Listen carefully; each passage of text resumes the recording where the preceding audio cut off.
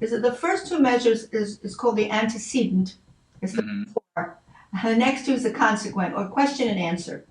You have a little question and answer here. So you really, the creative player always, relates to what happened before as to what happens next, and looks back on what happened before. So I say, okay, here's the antecedent, the before. Crescendo, pull the finger in. Here's the after. Answered. So I'm very aware that there was a before. So do that for me again with that understanding that whatever you said before, you're saying something in response to that. Okay.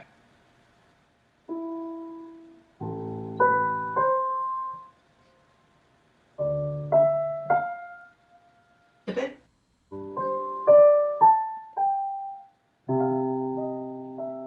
You're getting the idea. Start it right here.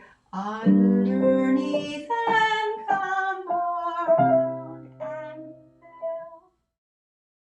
so you need a little bit more arm weight through there to yada and least and least.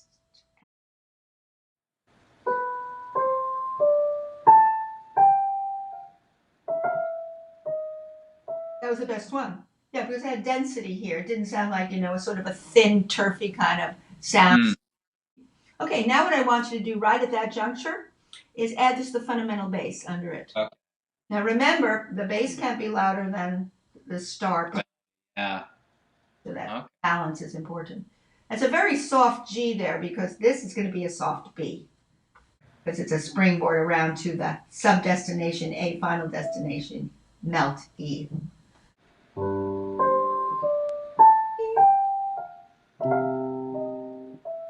Pretty good. Okay, now, so when I play something like that, again, I'm thinking that there's resistance in the piano, there's honey, so I never feel like any note has sort of a one-dimensional sound. It has a thickness through it. So now let's continue that way. I'd like to hear the next part, the next two measures, which are what you did before, and I do want you to continue to 7 and to 8.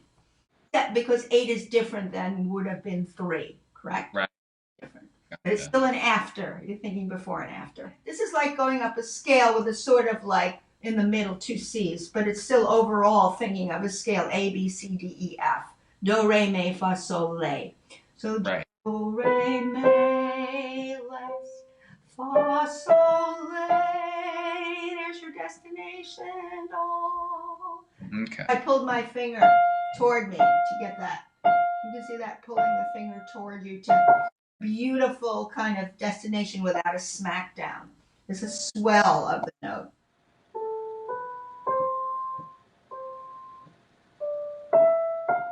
And can you delay that F?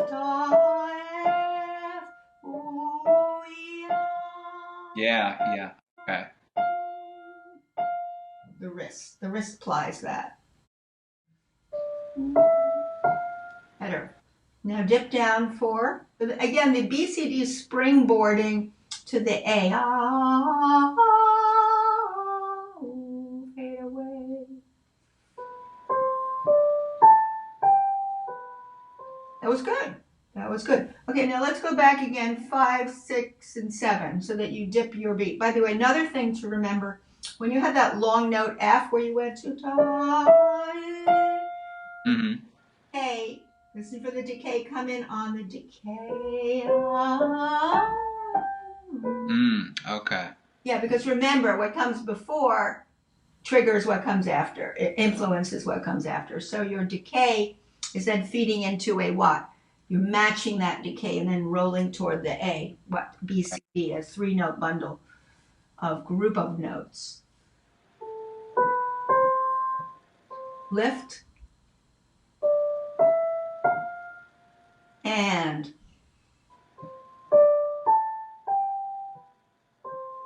Pretty good. I like it. Okay, now I want you to go with a fundamental bass through those same measures. Fundamental bass and melody with beautiful shaping and balancing against the bass.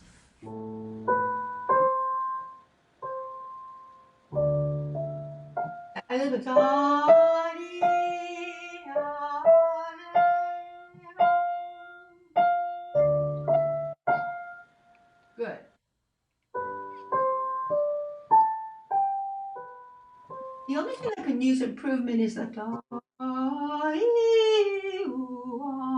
it's like you're humming it. So you don't want any notes going up and down. So roll around.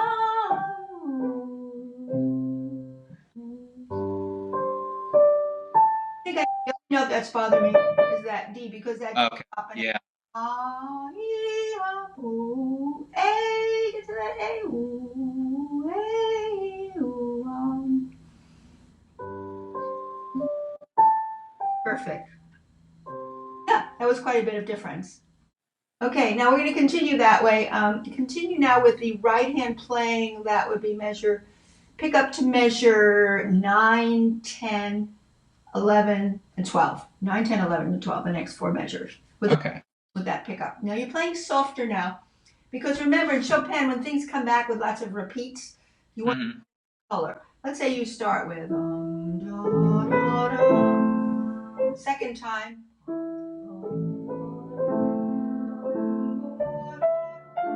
I dipped it down. I actually helped with my soft pedal. Depending on your piano, if it jumps out too much, you could mute it a little with a soft pedal. Just play softer with your fingers and less arm weight.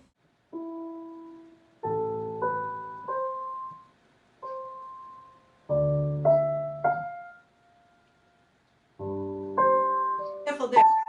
Yeah, I heard that. Listen to the end of that note, and then you have a little decay under and roll around.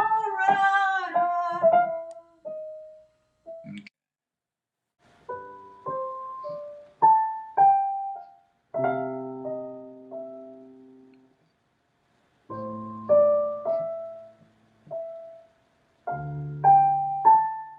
Listen to the end of the note.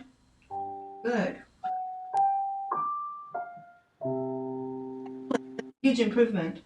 Okay. Improvement from what I first heard today.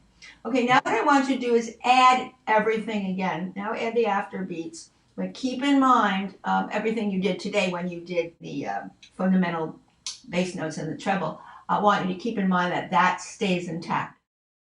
Spongy notes are less, less, less.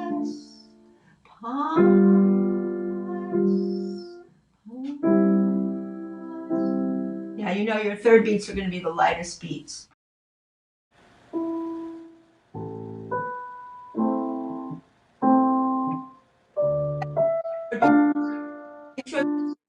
That's tricky to do, right?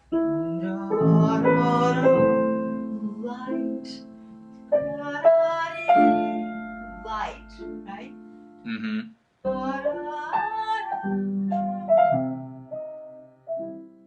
Light. That's tricky to do because you're lifting that third beat, but you're also thinking that the chords are going horizontally along with your melody. They're never like that, which you didn't do. You just need to lighten where you lighten the right hand. Don't forget that what you did, and the left hand is lightening the third beat with the right hand, so to speak. Except we're pulling this, right? The long notes. But there are certain junctures where both hands are playing quarter notes, so they're both coming up light.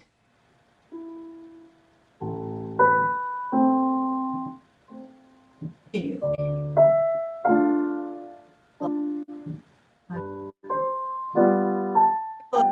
You have to be careful. Yeah, just because that chord's there doesn't mean it's stopping the horizontal motion upstairs. You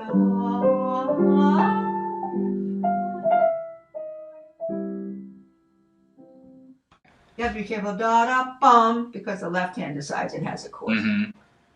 The one hand is definitely going horizontal and floating. The other hand should still float even if it's lifting off the keys.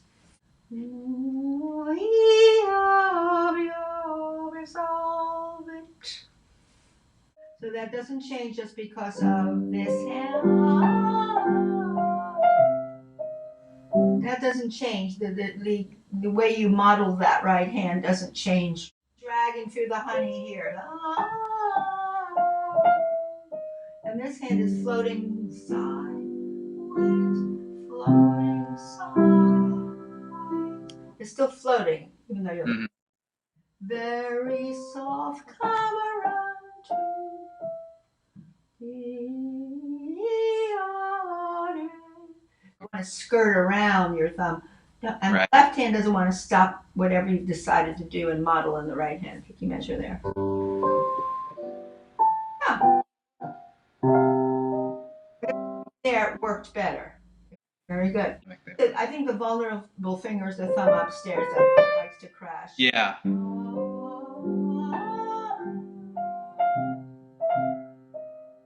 Okay, let's start it there, and you can go a little slower.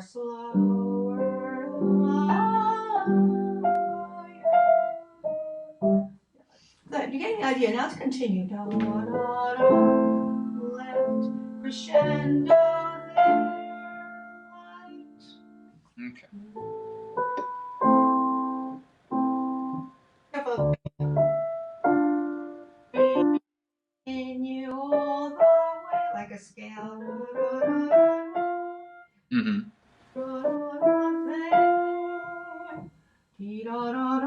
There. So all those repeated notes are not going to be vertical. Okay. I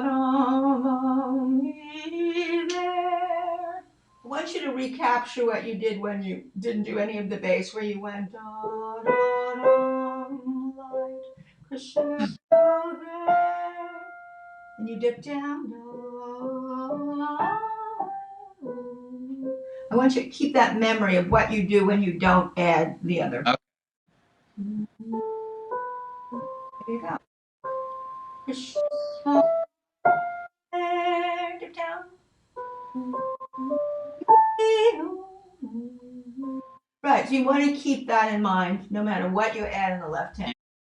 Right, Yeah. always refresh that. I do that a lot in my practicing. I go, okay, put that hand away and recapture what you're doing there. Okay, now add the bass to it. So you're getting the idea. Now I want to jump over to the next part, the very soft, which is coming back. Remember, lift here. Mm-hmm. Dip down. Around it up.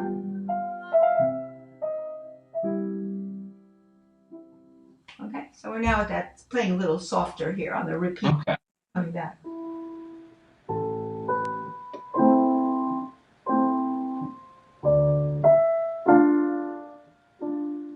Under.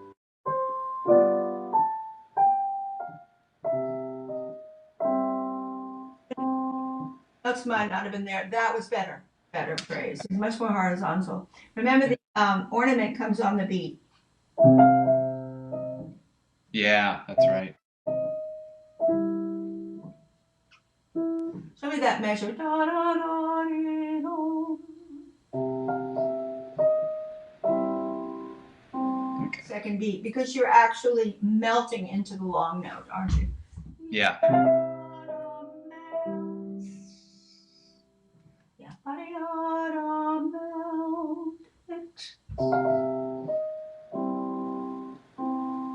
That's how you.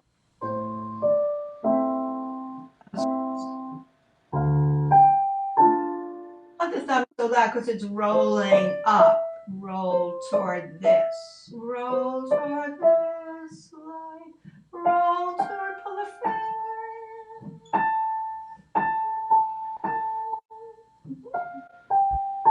Mm-hmm. That's it. Now add the left hand. Right. Light. Play. That was. That was.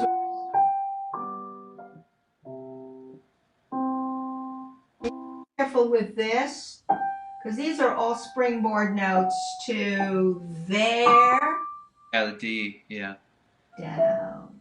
So less roll to there. Roll down. And forward. Try that. Measure a minute. 15, just right hand. Maybe decay. You're getting it. Now add it to the left hand only. There.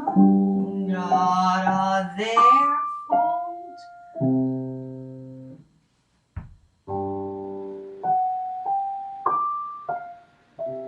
Excellent. Okay, now let's add the afterbeat chords.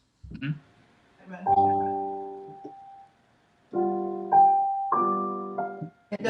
Don't don't let the left hand change the right hand, because I know what you want to do in the right hand. Okay.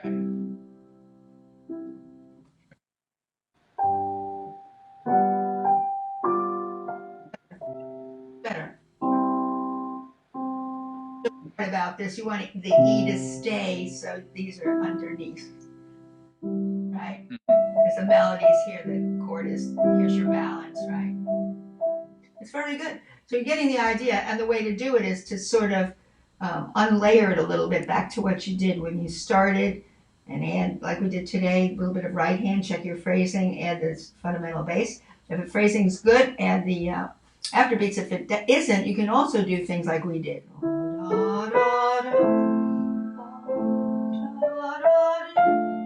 Right? Right.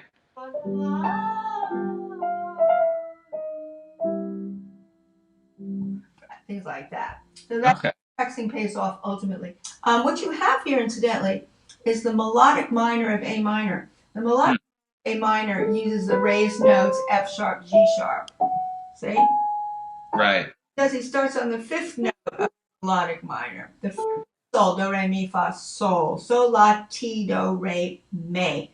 Sol, la, ti, do, re, me. See, that's the scale.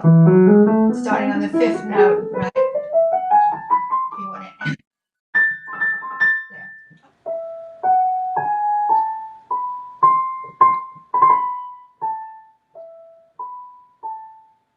So you're going to switch to 3/4/3 for all of those.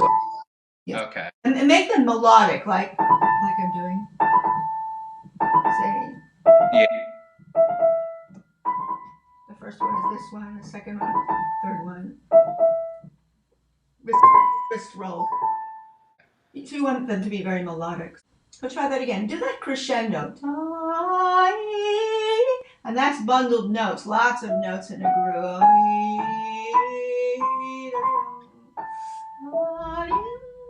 Next one is less, sequence, right? It's a sequence. And least. You have little sequences, don't you? But you got to get to the peak. Da da da dee de ba dee ah. Less now. Ba dee ah. Least. Da dee ah. Be aware of sequences down and less arm weight. Yeah, play it slower. You can really play into the honey of the key, the honey of the key. Going through the stickies of the piano. Mm-hmm.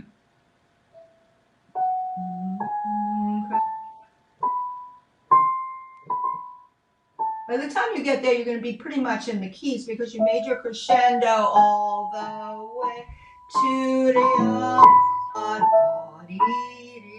That's the only way you're going to be able to get softer if you were higher. So you got somewhere to get softer from, right?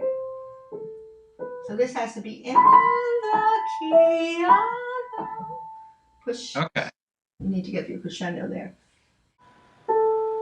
But naturally, that last day is the softest one. Now, this is the softest sequence. See here, I'm level hand, and then I go a little bit forward from here. So I get a soft A there, the last sequence. But yeah, softest A at the end. What I would do is, if I were here, I'd stay level, and then I'd go forward just for the last note. See? Level. Right, just on the thumb there at the end. Just for the thumb. It's too. Okay. The only thing you have to remember is all thumbs are light, always. Light thumb, even lighter. Perfect. There you go. You did it. Okay.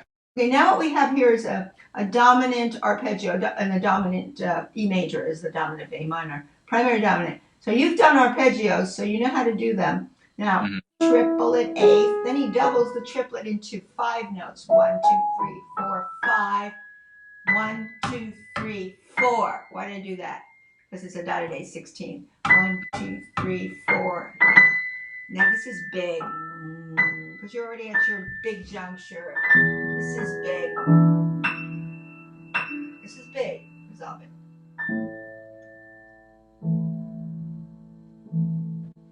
So I would do the same thing like I showed you I did with the long, now pulling my finger toward.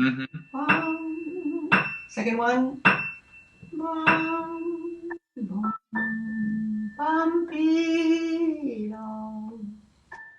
Now the only thing you have to know rhythmically about that measure with the 5 is that's really double the eighth. So you're bundling 5 in a double time to the eighth. Triple it, double it. 1, 2, 3, 4. Does that make sense? Triple it, da da dee da da da. That's really what it is.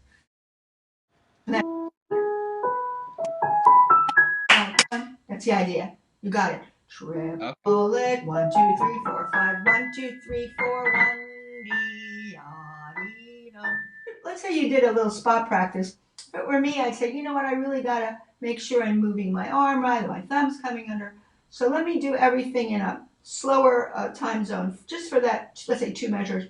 I go triple it. 1, 2, 3, 4, 5. 1, 2, 3, 4. See, at least it's all proportioned. Yeah, that makes sense. What you want to do. So triple it. 1, 2, 3, 4, 5. 1, 2, 3. That's how I would do it. Okay.